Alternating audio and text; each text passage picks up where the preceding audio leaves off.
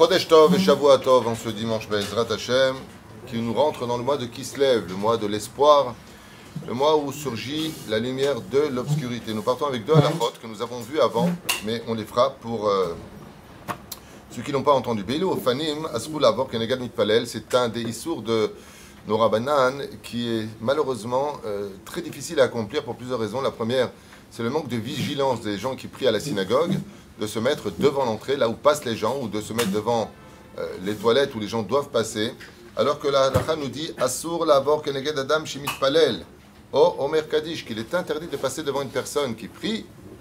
Ça veut dire quoi, passer à shte amot, c'est-à-dire si je suis au-delà de shte amot, c'est-à-dire à 2 mètres de lui, si je passe devant, c'est beseder. Il y en a qui disent afilouzet tzich lachmir.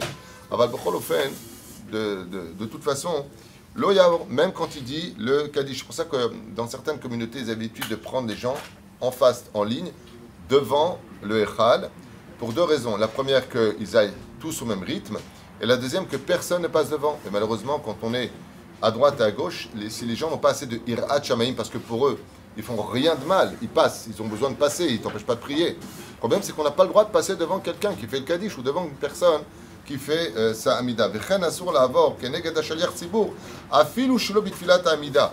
Même devant le shaliach tzibur, à partir du moment où il est devant chez Viti Hashem les negzit tamid, même s'il n'est pas dans la amida, eh bien on passe pas devant. C'est pour cela qu'on a surélevé l'endroit de la prière,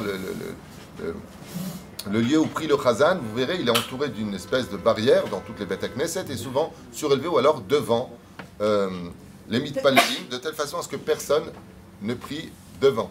L'importance aussi, comme je disais à Kippour des fois ou à Rosh Hashanah, les gens qui sont assis devant, comme c'est une petite synagogue ici, il y a 100 mètres carrés Bessachakol, des fois je prie, puis ils se retournent contre moi, ils me regardent. Ça, c'est je me prosterne, tu es devant moi, Zélotov. Il faut faire attention à ces petites nekudotes. Mais par contre, si je dois passer sur les côtés, bien sûr, si j'ai vraiment besoin de passer, ou derrière, à davar ou moutar. Donc de passer sur les côtés, pas devant, sur les côtés, ou de passer derrière, à davar ou moutar.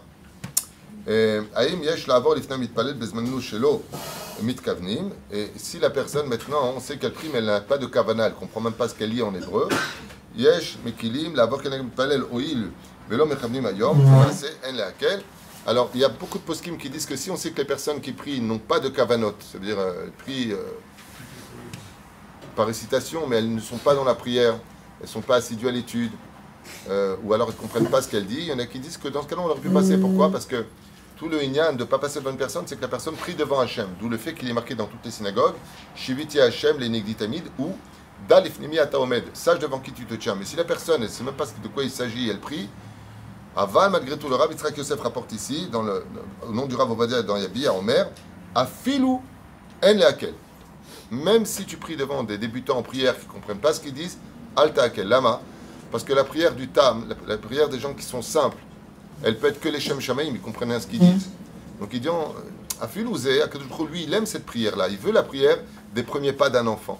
La reine, même si ce serait permis, minadine, de trouver des patins, de dire voilà, mais tel possé qui dit oui, tel possé qui dit oui, la morotakol, on voit que même devant des gens qui n'ont pas de kavana, le Rav Ovadia et ramène en leakel ne prend pas ça à la légère. D'où ce que je voulais partager avec vous, faites attention quand vous priez, de vous placer dans des situations telles que vous ne soyez pas un obstacle pour ceux qui doivent passer, comme par exemple se tenir devant la porte.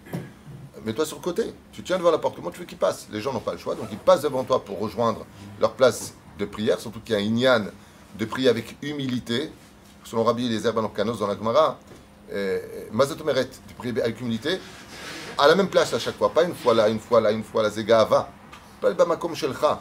Comme on dit, quelqu'un de humble, c'est quelqu'un qui connaît sa place, c'est pas stam un jeu de mots. Et la reine Bezrat Hashem, fais attention de ne pas te retrouver dans une situation où tu risquerais d'être un obstacle. Alors ici, c'est un peu compliqué dans ce bête midrash, parce que où tu te places, on a besoin de passer la cuisine, elle est de ce côté-là, l'entrée elle est de ce côté-là, mais il faut la avoir, hein? Est-ce que le fait d'avoir une table, un standard, ça change quelque chose pour que les gens fassent devant?